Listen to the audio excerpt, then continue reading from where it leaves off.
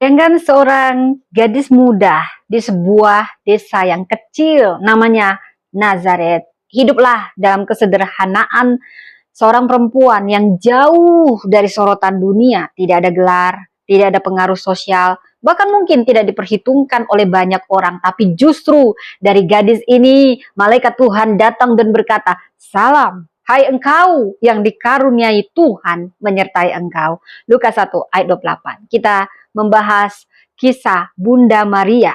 Dia adalah lambang perempuan yang mengalami perjumpaan luar biasa. Dia dipilih bukan karena kelebihan, tapi karena ketaatannya. Jadi kisah Bunda Maria adalah gambaran perempuan yang rela dibentuk oleh Tuhan. Diproses dalam tekanan dan taat meski tidak paham semua jawaban. Saudara, inilah makna dipilih dan diproses. Dipilih bukan karena sempurna, tapi karena hati yang mau berserah. Lukas 1 ayat 30 sampai 38. Saudara, Maria diberitahu bahwa dia akan mengandung Yesus dan dia tidak langsung mengerti tentunya. Bahkan dia punya rasa takut, tapi di tengah ketakutan dan ketidakmengertiannya dia berkata, "Sesungguhnya aku ini hamba Tuhan.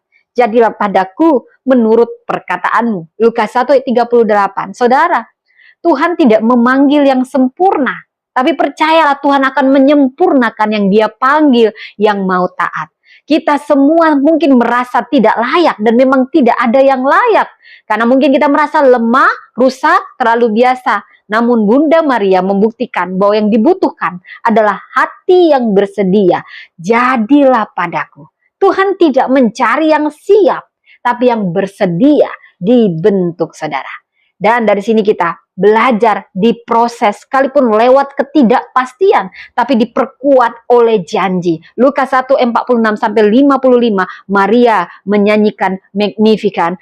Pujian yang muncul bukan dari tempat nyaman, tapi dari hati yang percaya pada janji Allah bahwa dia tahu kehormatan dipilih juga datang dengan resiko yang besar. Mungkin dijauhi, dicurigai, bahkan mungkin didera rasa malu. Saudara, terkadang yang paling kudus itu tidak langsung dimengerti, tetapi percayalah, ini harus tetap dijaga sampai waktunya genap. Kita perlu membentuk komunitas yang saling menguatkan karena janji Allah butuh waktu dan proses. Dan kita belajar seperti Maria, dia menyembah di tengah ketidakpastian. Janji Tuhan bukan untuk dipahami dulu, tapi diimani dulu. Saudara, Maria diberi anugerah untuk menanggung amanah. Lukas 2 ayat 34 sampai 35. Bagaimana nubuat Simon kepada Maria bukan nubuat yang manis, suatu pedang akan menembus jiwamu sendiri. Lukas 2 ayat 35. Maria menyimpan semuanya dalam hatinya. Saudara, anugerah Tuhan tidak melenyapkan luka, tapi menopang di tengahnya. Banyak kita mungkin memikul amanah besar sebagai ibu tunggal, istri dari suami yang sulit, pemimpin pelayanan, tapi seperti Maria. Marilah kita tetap setia, karena anugerah akan senantiasa menopang yang setia. Anugerah bukan perisai dari luka, tapi kekuatan untuk bertahan di tengah luka. Mari kita teladani, ada 7 teladan Maria. Dipilih, diproses, diperkenan. Lukas 1 ayat 38 menjadi ayat yang memberi banyak rema. Sesungguhnya aku ini hamba Tuhan, jadilah padaku menurut perkataanmu itu. Teladan yang pertama, penerimaan panggilan Allah dalam kerendahan. Lukas 1 ayat 26 sampai 27. Salam, hai engkau yang dikaruniai, Tuhan menyertai engkau. Maria perempuan biasa dipilih Allah karena kasih karunia, bukan karena kehebatannya. Saudara, panggilan Maria adalah hasil dari inisiatif ilahi. Kita semua diajak percaya bahwa Tuhan bisa memakai siapapun, bahkan yang tidak sempurna, untuk tujuannya yang besar. Tidak perlu harus hebat dulu, tetapi maulah bersedia dipakai. Kedua, teladan ketaatan yang total di tengah ketidakpastian.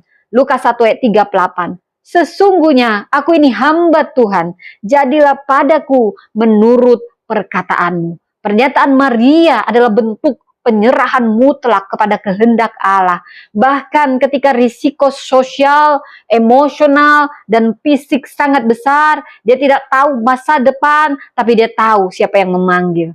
Saat hidup membawa kita ke jalan yang tidak kita pahami. Maria mengajarkan bahwa iman adalah berkata ya kepada Tuhan meski jawabannya belum terlihat.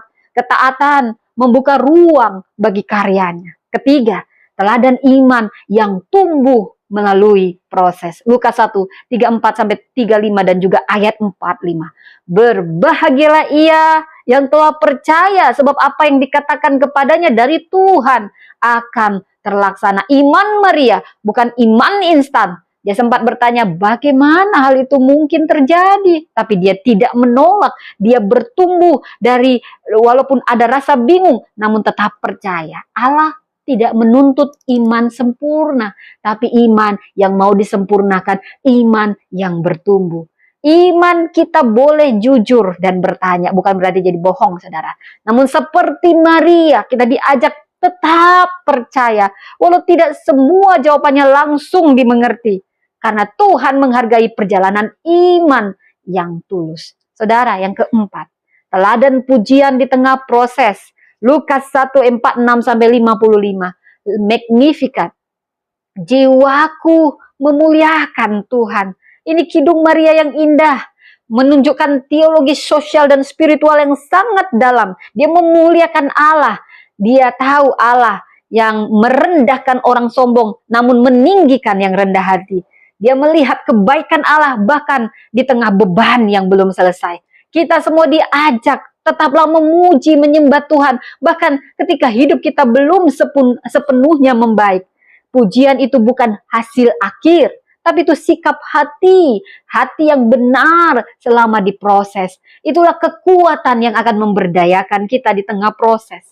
Yang kelima, teladan kesetiaan meskipun di tengah ketidaknyamanan. Lukas 1 ayat 2, Lukas 2 ayat 4-7, di mana dikatakan karena tidak ada tempat bagi mereka di rumah penginapan. Wow, Maria tetap berjalan bersama Yusuf ke Bethlehem menempuh perjalanan berat dalam kondisi hamil tua dan melahirkan di tempat yang sangat tidak layak. Tapi dia tidak mengeluh, dia tetap setia. Saudara, kesetiaan sejati bukanlah saat semuanya mudah, itu akan terlihat justru saat kenyamanan hilang. Dan Maria mengajarkan bahwa penggenapan janji Allah bisa terjadi dalam tempat yang tidak terduga, sekalipun tidak nyaman. Saudara, yang keenam kita belajar teladan perenungan rohani yang dalam. Lukas 2 ayat 19. Maria menyimpan segala perkara itu dalam hatinya dan merenungkannya. Dia tidak buru-buru menafsirkannya. Dia tidak reaktif. Dia menyimpan dulu dan merenung. Ini bentuk spiritual kontemplatif yang dalam. Membiarkan firman Tuhan dan peristiwa Tuhan bertumbuh dulu dalam diri kita. Saudara, di zaman yang semuanya serba cepat, kita ditantang untuk kembali kepada keheningan seperti Maria. Tidak cepat menyimpulkan, tetapi berilah ruang kepada firman Tuhan berbicara lebih dalam lagi. Inilah akar dari kebijaksanaan sejati.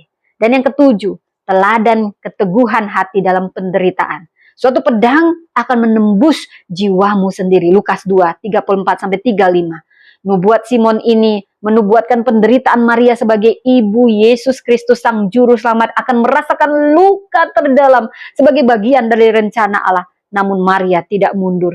Kita pun ditantang menghadapi apapun luka dalam keluarga, relasi, atau pelayanan seperti Maria. Marilah bahwa luka tidak harus menjadikan kita tawar hati. Percayalah, di tangan Tuhan luka dapat menjadi saluran kasih karunia dan penggenapan rencananya. Kita semua perempuan punya potensi seperti Maria. Potensi percaya saat kita tidak mengerti, menyimpan dan merenung. Potensi taat ketika proses menyakitkan. Potensi untuk melahirkan harapan di tengah kekurangan. Kita semua diurapi bukan karena kita sempurna, tapi karena kita mau membuka ruang bagi Tuhan bekerja. Seperti Maria, kita pun dipanggil menjadi rahim, anugerah bagi dunia di sekitar kita. Saudara, namun yang perlu kita waspadai di sini, terlalu diam tidak selalu bijak. Harus bahwa menyimpan tanpa mengolah. Bukan berarti menyimpan segala sesuatu. Harus dipahami, saudara. Banyak kita juga menyimpan terlalu banyak dalam hati. Luka yang tidak disembuhkan, perasaan bersalah yang tidak dibawa kepada Tuhan. Ini perlu responi dengan benar. Diam bukan selalu tanda iman.